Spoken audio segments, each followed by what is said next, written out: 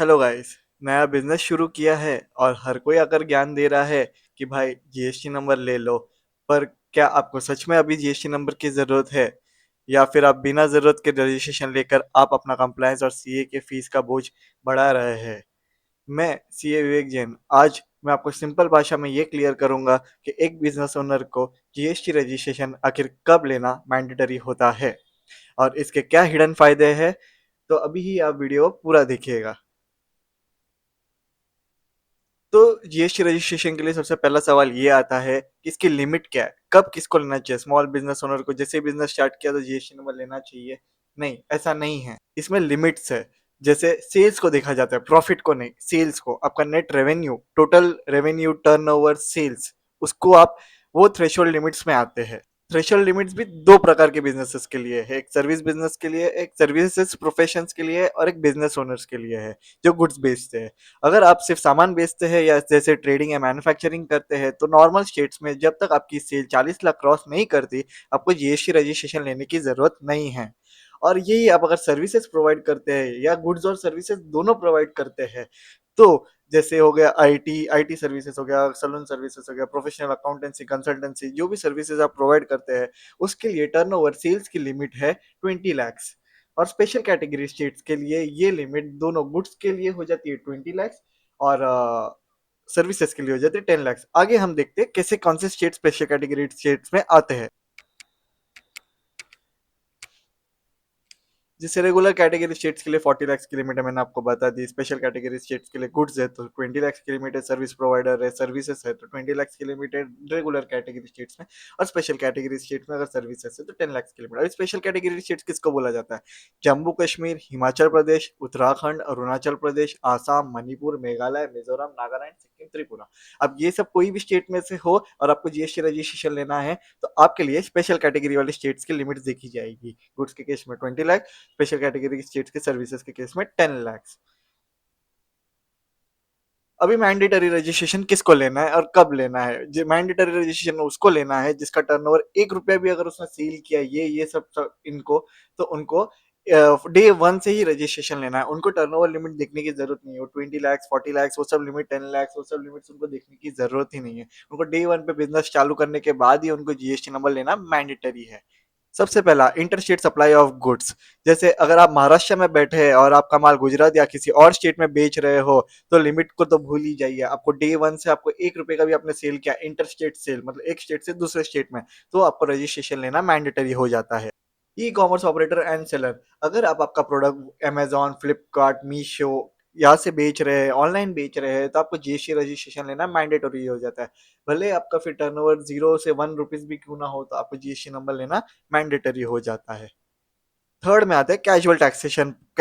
Casual taxable person, अगर आपके किसी और स्टेट में एग्जीबिशन लगाने जा रहे हैं, हाँ, जहां आपका फिक्स ऑफिस नहीं है, तब भी आपको टेम्पररी जीएसटी नंबर लेना जरूरी है, जिसको बोलते हैं कैजुअल टैक्सेबल पर्सन के नाम से आपको रजिस्ट्रेशन लेना जरूरी है। अगर आप फॉरेन एंटिटी है तो आपको एनआरटीपी में आपको रजिस्ट्रेशन लेना मैंडेटरी हो जाता है। अगर इनपुट सर्विस डिस्ट्रीब्यूटर है और आपका बिजनेस बहुत बड़े, आपके बहुत सारे ब्रांचेस है, तो उनको input input tax credit distribute करने के लिए आपको आईएसडी में रजिस्ट्रेशन लेना मैंडेटरी हो जाता है। अगर आपका बिजनेस वो कैटेगरी में फॉल होता है जहाँ आपको रिवर्स चार्ज में आपको टैक्स डिडक्ट करके सरकार को भरना होता है, तो तब आपको जीएसटी रजिस्ट्रेशन लेना मैंडेटरी हो जाता है। ये गवर्नमेंट बॉडीज का अगर टीडीएस सीडीएस टीडीएस और टीसीएस डिडक्टर है, जो गवर्नमेंट बॉडीज है, वो आपको अगर सप्लाई करते हैं तो वो आपका जीएसटी काटेंगे।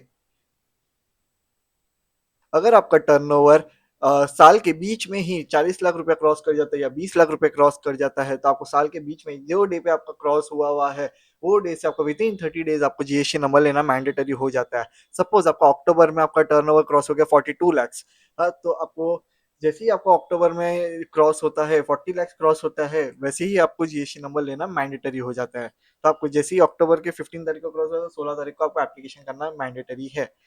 16 से लेके 16 नवंबर तक भी आप कर सकते हैं, इसमें कोई इशू नहीं, पर जितना जल्दी द अर्लियर द मैरियर। अब आते हैं वॉलेंटरी रजिस्ट्रेशन में। वॉलेंटरी रजिस्ट्रेशन किसको लेना चाहिए? जो, अभी समझिए, बहुत लोग ऐसे होते हैं जो आज बिजनेस चालू कर रहे हैं, उनको पता है कि मेरा तो 3 मंथ 6 मंथ्स में ही जीएसटी का टर्नओवर 40 लाख क्रॉस हो जाएगा, 20 लाख क्रॉस हो जाएगा। तो उनके लिए एक सजेशन ये रहेगा कि डे वन से ही जीएसटी नंबर ले लीजिए। ताकि उनको ये सब बेनिफिट्स मिल सके। अभी मैं एक्सप्लेन करूँगा बेनिफिट्स क्या-क्या है। जैसे वो डे 1 से ही इनपुट टैक्स क्रेडिट ले सकते हैं। जो भी वो माल material raw materials purchase machineries कर रहे हैं, ऑफ़िस के इक्विपमेंट जो भी खरीद रहे हैं, सप्लाइज़ खरीद रहे हैं, उन पे जो वो जीएसटी के बिल्स लेंगे, मीन्स वो परचेज़ करेंगे तो उनको जीएसटी के बिल्स मिलेंगे। और जीएसटी के बिल्स का उनको इनपुट टैक्स क्रेडिट मिलेगा। जो उन्होंने क्रेडिट भरा है वो उनको वापस आ जाएगा, पोर्टल पे जमा हो जाएगा और जब रिटर्न फाइल करोगे तो वो उसमें से एडजस्ट हो जाएगा।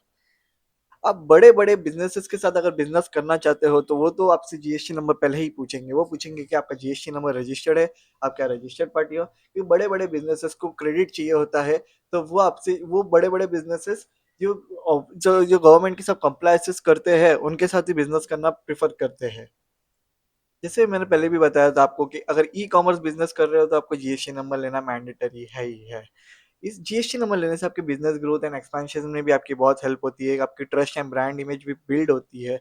हाँ, और बैंक एंड आपको फाइनेंशियल इंस्टीट्यूशन आपकी जीएसटी के प्रोफाइल के बेसिस पे वो चेक करते हैं, जब आपको फाइनेंस करते हैं वो, जब आपको फ्यूचर में लोन्स की ज़रूरत पड़ती है, ओडी, सीसी, बिज़नेस एक्सपैंड करने के लिए फंड्स की ज़रूरत पड़ती है, तब आपके बैंक आपसे जीएसटी एंड सब क्रेडेंशियल सब देख के, वो आपके फाइलिंग सब देखने के बाद ही आपको बैंक लोन्स प्रोवाइड करती है। अब देखते हैं क्या-क्या डॉक्यूमेंट्स लगेंगे जीएसटी रजिस्ट्रेशन करने के लिए। सबसे पहले तो आपका पैन कार्ड लगेगा, आधार कार्ड लगेगा, आपका light bill, electricity bill, place of business के प्रूफ्स लगेंगे। इलेक्ट्रिसिटी बिल हो गया, मेंटेनेंस कॉपी हो गया, सेल एग्रीमेंट हो गया, अगर रेंटेड है तो रेंट एग्रीमेंट हो गया, maintenance of property tax receipts हो गए, एड्रेस प्रूफ। बैंक स्टेटमेंट आपको 30 डेज़ विथिन जीएसटी नंबर आने के बाद विथिन 30 डेज़ आपको bank account, current account open करके आपको पोर्टल पे फाइल करना पड़ता है। आपको डिटेल्स देनी पड़ती है कि आपने अपना करंट अकाउंट ओपन कर दिया है।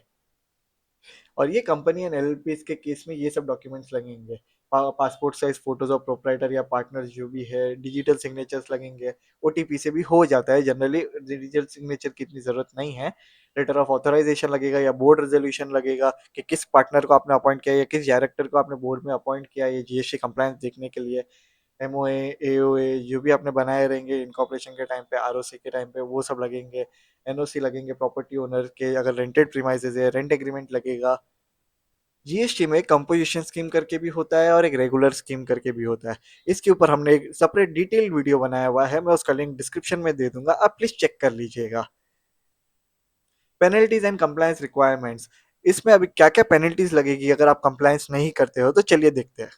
अगर आप लेट रिटर्न फाइलिंग करते हैं तो पर डे का लेट फीस है 50 रुपीज पर डे। अगर नील रिटर्न है तो 20 रुपीज पर डे है।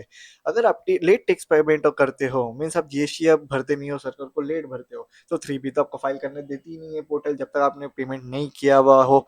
तो आप जितना लेट फाइल करोगे आपको 18% पर एनम के रेट ऑफ इंटरेस्ट पे आपको जीएसटी भरना पड़ेगा, इंटरेस्ट भरना पड़ेगा। अभी चलिए देखते हैं कैलेंडर जीएसटी रिटर्न आपको कब फाइल करना है। अगर आप मंथली हो तो आपको हर month GSTR 1 and 3B file करना है। अगर आप क्वार्टरली हो तो आपको हर मंथ आईएफएफ फाइल करना है बी टू बी सप्लाईज के केसेस में, और 3B फाइल करना है क्वार्टरली वंस। हाँ, ये एनुअल रिटर्न हो गए। जीएसटी9 एनुअल रिटर्न है और ये CMP08 क्वार्टरली कंपोजिशन वाले के लिए। इस कंपोजिशन का मैंने एक डिटेल वीडियो बनाया हुआ है, उसका लिंक मैंने डिस्क्रिप्शन में भी दिया हुआ है। चलो अभी आप पूरे वीडियो को समराइज करते हैं कि क्या क्या आज हमने सीखा है इसमें, और कब आपको जीएसटी लेना नहीं है। आपको आई थिंक अभी पूरा आइडिया आ चुका रहेगा, फिर से समराइज कर देते हैं। आपको जीएसटी में डे 1 से रजिस्ट्रेशन नहीं करना है। हाँ, रजिस्टर आपका जब टर्नओवर 40 लाख के ऊपर गया गुड्स के केस में तब करना है, सर्विसेज के केस में 20 लाख गया के ऊपर गया तब करना है, रेगुलर स्टेट्स में हो आप तब। कुछ कुछ केसेस में आपको डे 1 से ही रजिस्ट्रेशन करना है, जैसे ई कॉमर्स सेलर हो गया, इंटर स्टेट सप्लाईज हो गया, आरसीएम में आपकी लायबिलिटी डिडक्ट करने के लिए, तो उसमें आप थ्रेशोल्ड मत देखिएगा, आपका टर्नओवर मत देखिएगा। बिजनेस चालू करते ही आप जीएसटी नंबर ले लीजिएगा।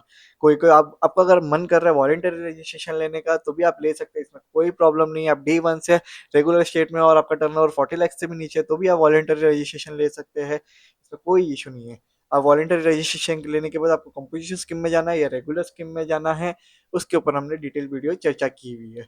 रजिस्टर आपको 30 डेज के अंदर करना है, जैसे मैंने पहले भी बताया था, आपको 30 डेज के अंदर करना है जैसे ही आपका टर्नओवर या थ्रेशोल्ड लिमिट आप क्रॉस कर देते हो। रजिस्ट्रेशन लेने के बाद आपको कंप्लायंस में जीएसटीआर 1 भी फाइल करना है, जीएसटीआर 3 भी मंथली भी फाइल करना है। क्या तो आपको लेट फीस नहीं लगेगा अगर आप टाइमली फाइल करते हो तो। थैंक यू ये पूरा वीडियो देखने के लिए। होप आपको ये वीडियो अच्छा लगा होगा। Thanks a lot.